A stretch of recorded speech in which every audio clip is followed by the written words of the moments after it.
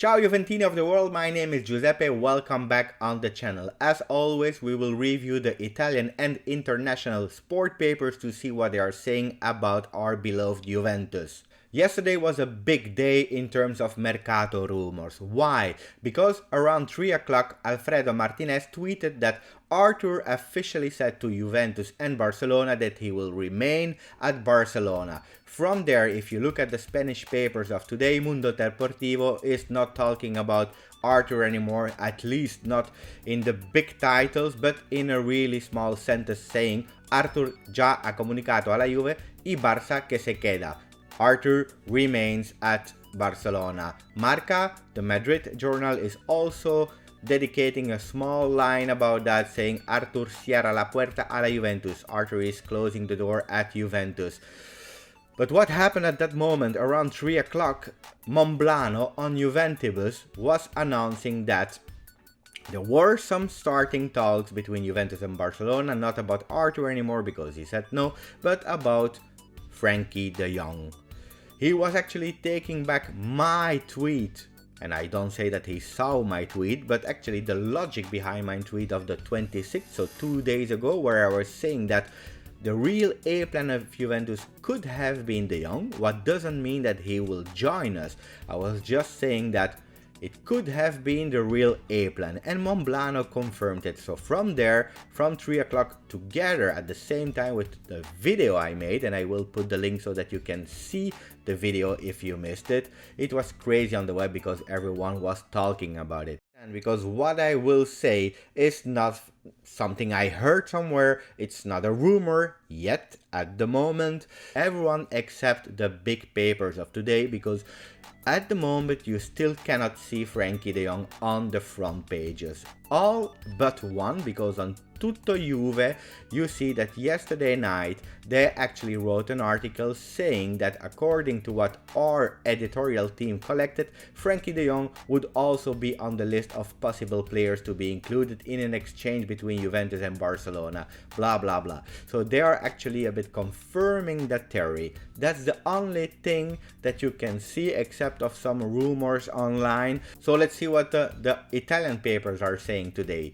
Tutto Sport is actually not speaking about De Jong because at the moment apparently they are not believing it, but they are speaking about Jorginho. Jorginho is a big name, also sponsored by Fabrizio Romano, who really believe that the negotiations will go on with Jorginho. That is something like this since 3 weeks, and Tutto Sporting is reporting. They are saying, ciao Arthur, ecco Jorginho.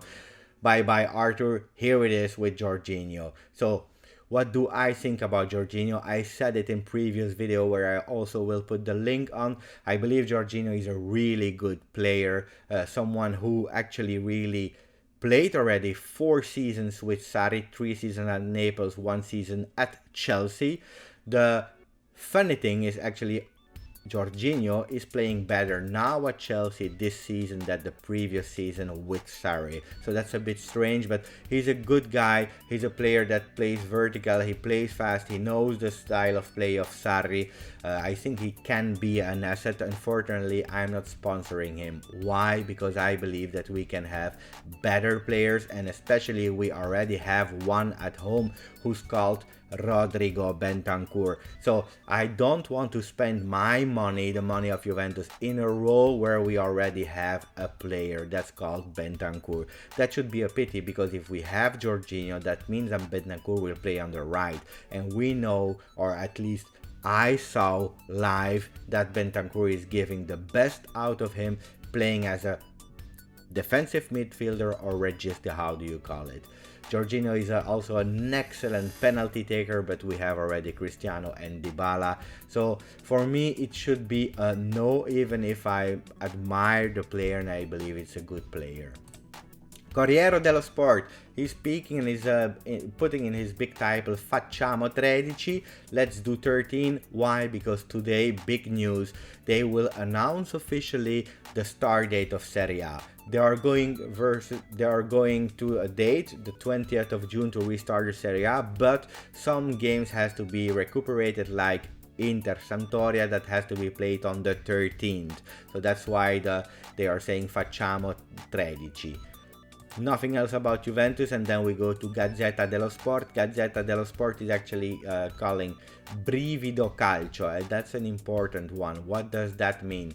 Brivido Calcio, it means something can happen with football, because yes, the 13th or the 20th we might restart Serie A, but at Bologna they seems, and that's a rumor, it's not confirmed yet, that there is a player that is positive to coronavirus or COVID-19. Why am I talking about that? Because maybe that we will stop Serie A before even restarting it, that's first, but also the second news is that the first team that Juventus will face in Serie A when we restart is actually Bologna.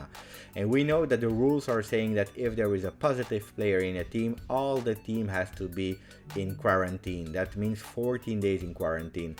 I'm asking myself, if they are not able to restart, who are we playing against? What will happen with the 3 points? Will we postpone it?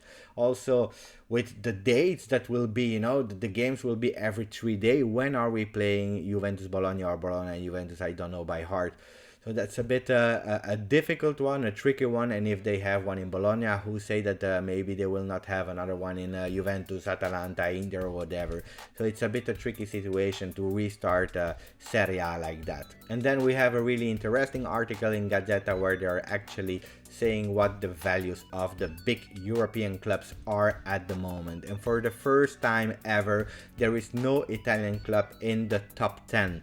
We have Real Madrid, Manchester United, Barcelona, and the top 3. Then we have Bayern Munich, Liverpool, City, Chelsea, Tottenham, PSG, Arsenal, and Juventus is at the 11th place with a value of 1.7 billion euro. That's the value of the club. That doesn't mean what the club has as money. No, it's the value. Okay, we grew 12% since 2019, so we see that we are increasing, and that's a positive sign.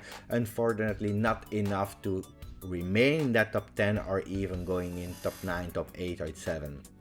So some people were asking, how is it possible that clubs like Tottenham or Arsenal or whatever are in that top 10 and not Juventus? There is one parameter that is really important. They are playing in the Premier League, and we know that at the moment, you like it or not, Premier League is probably the competition where the most money is in. People are watching, there is a lot of money, the transfers, so having a team in Premier League with the appeal of the Premier League, it makes that also the clubs are having that positive effect. That's also why clubs like Tottenham and Arsenal has made the top 10 and not Juventus. And then I wanted to finish with the last news from RMC Sport. That's a French paper. What are they saying here? They are speaking about Lyon, because Paolo Rongoni, or Paolo Rongoni in French, when we say it in French, he's actually an athlete trainer of Lyon, and he's actually speaking about the fact that it's not really fair that Juventus will play 12 games before seeing Lyon for the return match in Champions League, while Lyon will not play, because as you know, Ligue 1 in France stopped. They have already a winner, they have relegation. At the moment Lyon was 7th, so they will not play any game before Juventus. So he's saying the only way that Juventus might lose versus Lyon when they will face each other will be that Juventus just lost the title in Serie A, because that will create a tsunami in the team. They will have some confusion, misunderstanding, they will not be solid as a team, the team spirit will be gone, and that's the only chance for Lyon to win. So he's hoping that Lazio win.